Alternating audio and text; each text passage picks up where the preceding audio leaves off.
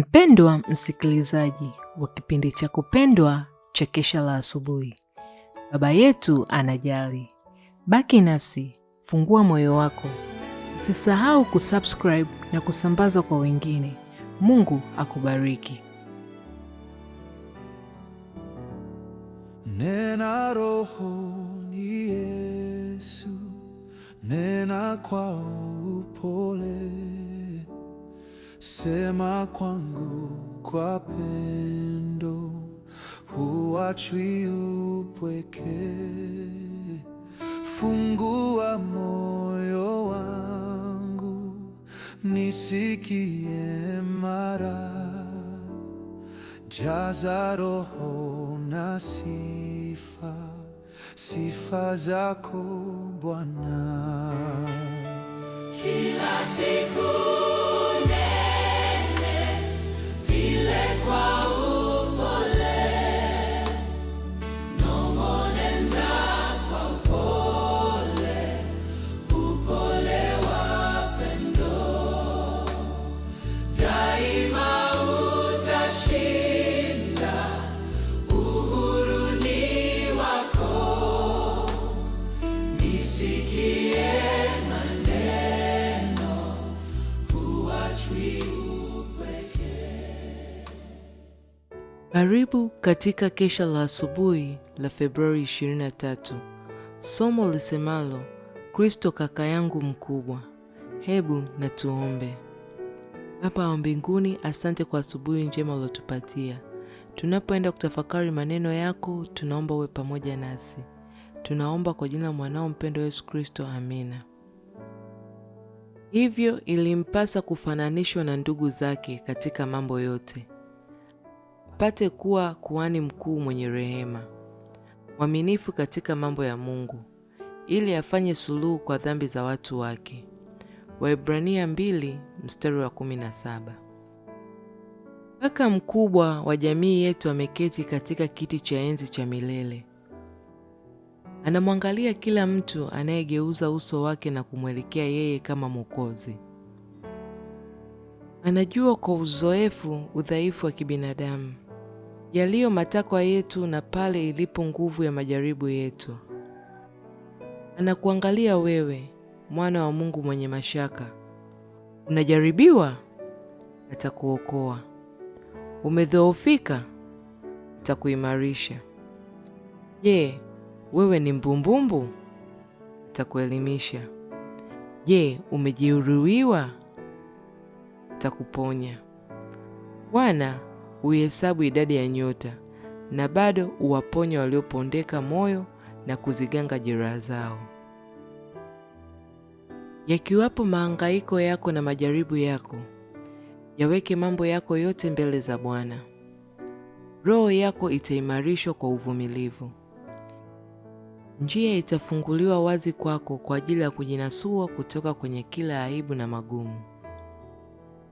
Kadiri unavyojijua kuwa udhaifu na bila msaada zaidi, ndivyo unavyozidi kuwa na nguvu katika uwezo wake. Kadiri mizigo yako inavyozidi kuwa mizito, ndivyo unavyopata pumziko zaidi katika kuiweka juu ya mbeba mizigo wako.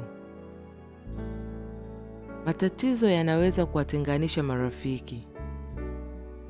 Maji yasiyotulia ya bahari pana yanaweza kuleta msukosuko kati yetu na wao. Lakini hakuna mazingira wala umbali ambao unaweza kututenga mbali na Mwokozi. Popote pale tutakapokuwa, yeye yuko mkono wetu wa kuume ili kututegemeza, kutudumisha, kutushikilia na kutufariji. Mkuu kuliko upendo wa mama kwa mtoto wake ni upendo wa Kristo kwa watu wake waliokombolewa. Ni fursa yetu kupumzika katika upendo wake, tukisema, nitamtumaini kwa kuwa alitoa uhai wake kwa ajili yangu. Kile kinachodhaniwa kuwa upendo wa mwanadamu kinaweza kubadilika, lakini upendo wa Yesu haujui kubadilika. Pale tunapomlilia kwa ajili ya msaada, mkono wake umefunguliwa wazi ili kutuokoa.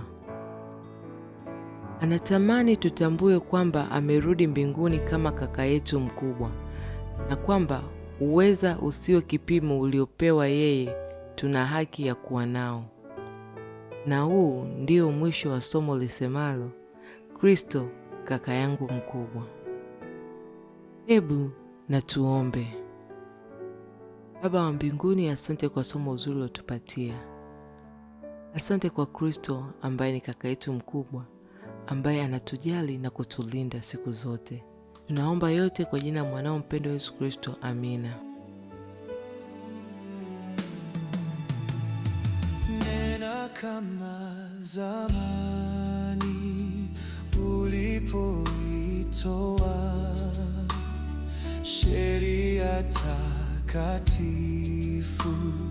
niweke pia nipate kutukuza wewe Mungu wangu, mapenzi yako tena daima kusifu. Kila siku nene vile kwa upole, nong'oneza kwa upole, upole wa pendo.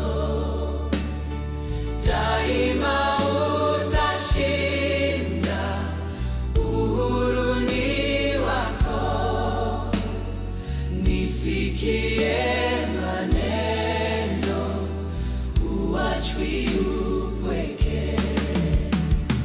Kila siku nene vile kwa upole, nong'oneza kwa upole, upole wa pendo.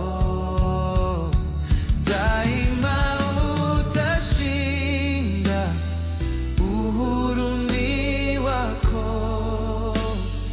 Nisikie maneno, huachwi upweke.